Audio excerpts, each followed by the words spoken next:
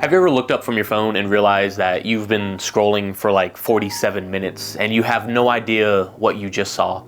Yeah, that was me. Every day, every night, for years. I'd wake up and reach for my phone out of pure muscle memory, even before I realized that I was truly awake. If I was waiting in line, I was on my phone. If I was in bed, I was on my phone. If I was on the toilet, yes, of course, I was still on my phone. Even at work, it was like a bonus break. But there's the problem. I started telling myself that it was just a break. I was unwinding. I was staying informed and relaxing. And when I felt like I truly earned it, I would move from the little screen that was my phone to the big screen, just mindlessly scrolling on my TV until I could find something to watch. But none of that was true. It wasn't relaxing. It wasn't recharging. It was numbing, slowly, quietly, every damn day. And the worst part is I knew it. I had just enough self-awareness to realize I was spiraling. I just didn't know how to stop. I tried over and over and over. I tried deleting my apps, setting screen time limits, promising myself that this would be the time that I would have better discipline. But a few hours later, there I was, re-downloading Instagram or TikTok like an emotionally unstable goldfish. Because here's the thing that no one tells you. Scrolling isn't just a bad habit, it's a poison. It's a way to escape the silence, the stillness, the boredom.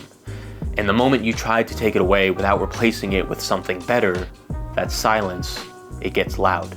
I've always been a little obsessed with self-improvement, and one day I was listening to a video that I wasn't even watching. I was just listening to it, letting it play in the background to fill the void.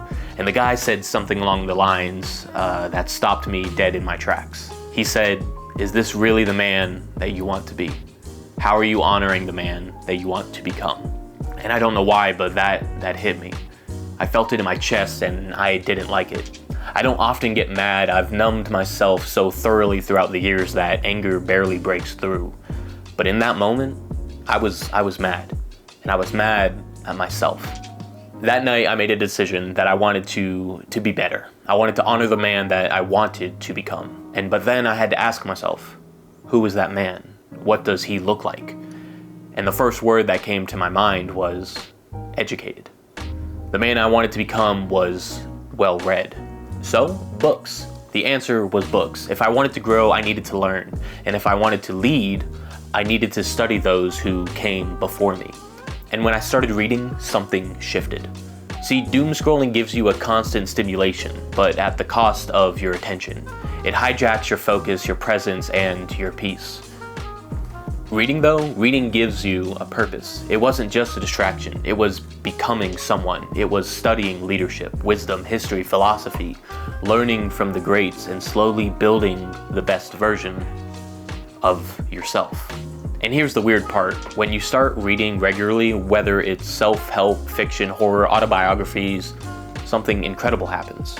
Your nervous system chills out, your mind slows down, and you stop craving distractions. You start craving meaning. And the best part that I found, you become more present.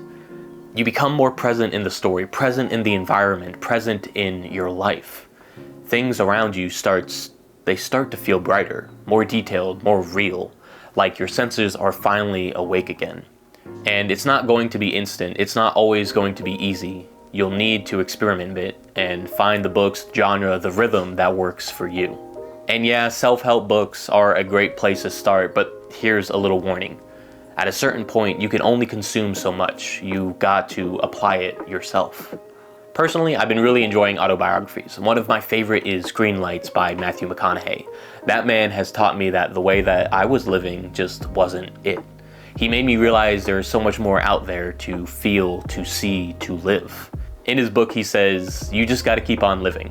Lowercase, because life is nobody's proper noun, and there's no G at the end of living, because life is a verb. And once you find that book, that one that clicks for you, everything changes. Your days start to stretch a little bit longer, not because time slows down, but because you do. You stop rushing, you stop numbing, and you start noticing. Since I started reading consistently, I sleep better, I'm in a better mood, and I eat better. I train harder, and I finish things. I feel creative again. And honestly, I feel more me than I ever did when I was trapped in the doom scrolling. So if you're stuck in that loop, scrolling, numbing, hating yourself for it, just know You're not lazy, you're not broken, you just need a new rhythm. Start small. 1 page, 1 chapter, 1 world that isn't going to feed your algorithm. You might just be surprised what you found there. So, pick up a book today. Let me know how it goes. If you learned anything from this video, please let me know down in the comments below. My name's been Anthony, and thank you for watching. I'll see you in your next one.